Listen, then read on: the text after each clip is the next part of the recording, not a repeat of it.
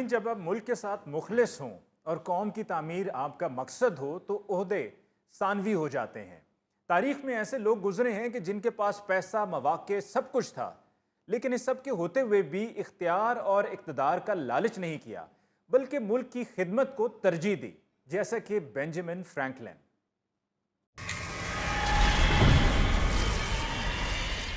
Mister Ali जी, असल बात ये नहीं है कि आपके नीचे कुर्सी कितनी बड़ी है। असल बात ये है कि आपके दिल में मुल्क के लिए मोहब्बत कितनी ज्यादा है। वाह वाह, ये भैन कौन ने?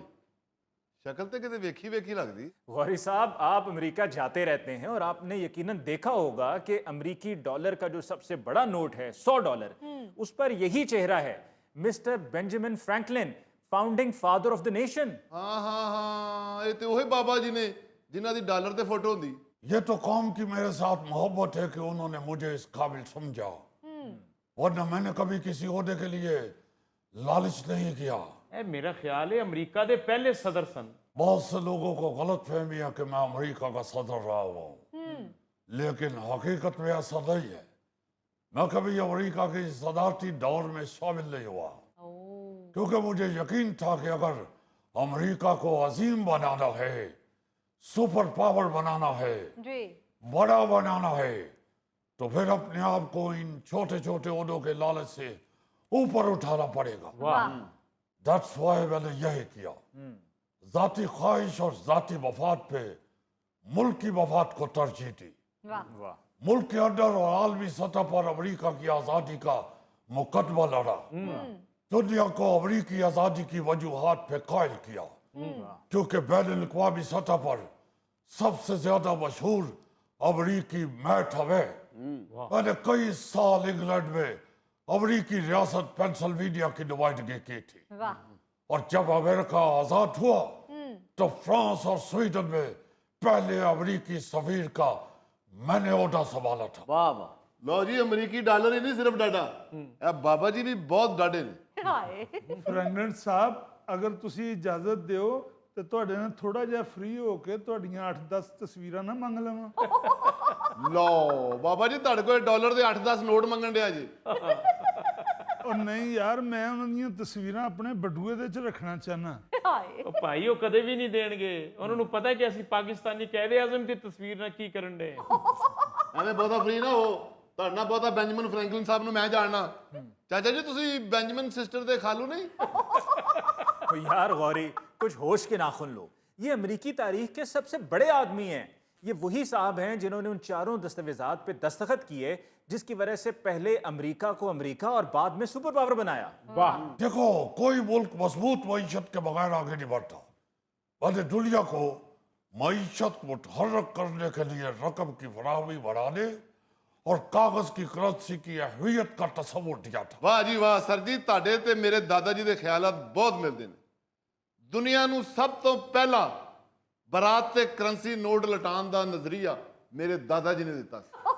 ਉਹ ਭਾਈ, ਤੇਰੇ ਦਾਦੇ ਨੇ ਸਿਰਫ ਸਾਦੇ ਨੋਟ ਲੁਟਾਉਣ ਦਾ ਨਜ਼ਰੀਆ ਦਿੱਤਾ ਸੀ ਤੇ ਮੇਰੇ ਦਾਦੇ ਨੇ ਪੱਖੇ 'ਚ ਮਾਰਨ ਦਾ ਨਜ਼ਰੀਆ ਦਿੱਤਾ ਸੀ। ਮੇਰਾ ਖਿਆਲ ਹੈ ਤੁਹਾਡੇ ਦਾਦਾ ਜੀ ਨੇ ਦੂਲੇ ਦਾ ਹਾਰ ਤੋੜਨ ਦਾ ਨਜ਼ਰੀਆ ਦਿੱਤਾ ਸੀ। ओ गरीबो, क्या बातें कर रहे हो? नोटों के चक्रों में फंस गए हो। अरे भाई, ये मिस्टर बेंजामिन फ्रैंकलिन हैं, founding father of the nation के अलावा ये एक एडिटर, मुसन्निफ, मौजद, सियासतदान, स्कॉलर, फलसफी और सिफारतकार। इससे बढ़कर और क्या हो सकता है एक मुल्क के लिए? क्या बात है, वाह। ਓਏ ਹੋਏ ਹੋਏ ਹੋਏ, ਇੰਨੇ ਕੰਮ ਕਰਦੇ ਸੋ ਤੇ ਟਿਕਟੌਕ ਕਿਹੜੇ ਵੇਲੇ ਵੇਂਦੇ ਸੋ? अगर आपके अंदर कुछ करने की लगन हो तो जिंदगी आपके लिए रास्ते और दरवाजे खोल देती है। बिल्कुल। मुझे 5 जुबानें आती थी। मैंने सिर्फ 2 साल बाकायदा ये रस्मी तालीम हासिल की। उसके बाद जो भी किया अपनी लगन के साथ किया, अपनी मेहनत के साथ किया है। वाह जी वाह। आप लोग सुन के हैरान हो गए। बचपन के अंदर मुझे मल्लाह बनने का शौक था, अच्छा। लेकिन मेरे फादर ने अपने बड़े बेटे को समुंदर में खो देने के बाद मुझे मेरे चाचा के पास भेज दिया था। मेरे चाचा प्रिंटिंग का काम करते थे। मैंने उधर प्रिंटिंग का काम सीखा जी। और सिर्फ 17 साल की उम्र में अपने दौर के मशहूर अखबार का एडिटर और प्रिंटर बन गया था। क्या बात। ये वो उम्र थी जिसमें आमतौर पर तुम नौजवान लोग गली में खड़े होकर तो खंबे गिनते रहते हो या फिर आजकल फेसबुक पर चार्मिंग प्रिंट्स लिखकर तो खुश होते रहते हो। मैंने पहला तजारती फ्रेंचाइज कायम किया था और प्रिंटिंग प्रेस के काम को दूसरी रियासतों तक फैलाया था। वाह जी वाह, क्या बात है। मैं तो 17 साल की उम्र च सिर्फ यही सीखिया सी कि महल्ले चों मिठा दही कितों मिलता है। ਤੇ ਸਰ ਜੀ ਇਹ ਗੋਗੇ ਨੂੰ 17 ਸਾਲ ਬਾਅਦ ਪਤਾ ਲੱਗਾ ਸੀ ਕਿ ਸਬਜ਼ੀਆਂ ਪਕਾਈ ਦੀਆਂ ਵੀ ਨੇ, ਕੱਚੀਆਂ ਹੀ ਖਾਈ ਜਾਂਦਾ ਸੀ। यार फजूल बातें ना करो जुल्फी। गोगा तो 17 साल की उम्र में अपने मोहल्ले की गुल्ली डंडा टीम का कैप्टन बन चुका था। वाह वाह वाह। ये जुल्फी 17 साल की उम्र च खलोता खलोता डिग बंदा यार खुदा के लिए मैं आपको तारुफ करवा चुका हूं कि ये अमेरिका के फाउंडिंग फादर हैं। ओ सॉरी सॉरी सॉरी सर, तुसी अमेरिका दे फाउंडिंग फादर हो ते कैसा लगा सी तानू जदों नर्स ने बाहर आके तानू कहा सी मुबारक हो तुसी फाउंडिंग फादर बन गए?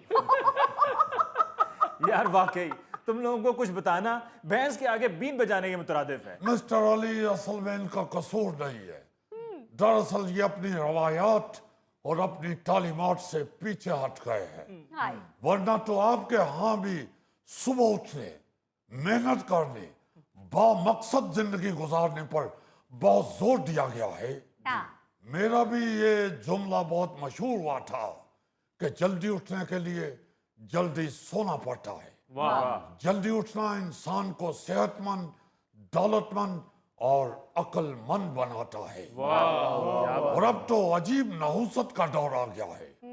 रात को मोबाइल जान नहीं छोड़ता है, सुबह बिस्तर जान नहीं छोड़ता है, उठते उठते 12-1 बज जाता है। क्या इस कौम ने तरक्की खाक करनी है जिसकी सुबह ही 10-11 बजे के बाद हो। हाँ जी। ओ काश कि आप लोग भी सुबह उठने के फायदे जान लें। सर मैंने भी अपने बेटे को ये लेक्चर दिया था कि परिंदे सुबह सुबह उड़ जाते हैं, निकल जाते हैं, फैल जाते हैं अपने रिज़्क़ के लिए और कीड़े मकोड़े खाकर अपना पेट भरते हैं। मैंने कहा तुम रोजाना देखते हो, तुमने इससे क्या सीखा?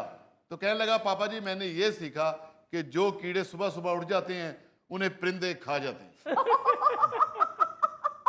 अफसोस है तुम लोगों को तुम्हारे लीडर ने शाहीन बनने का तसव्वुर दिया है, क्या मगर तुम लोग कीड़े मकोड़े बन चुके हो। हाय।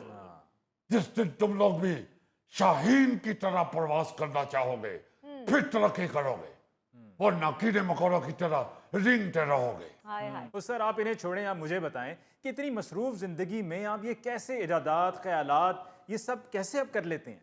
देखो मिस्टर अली, जरूरत ईजाद की माँ है। सर जी ये तो बहुत मर्तबा सुना है कि ज़रूरत इजाद की माँ है।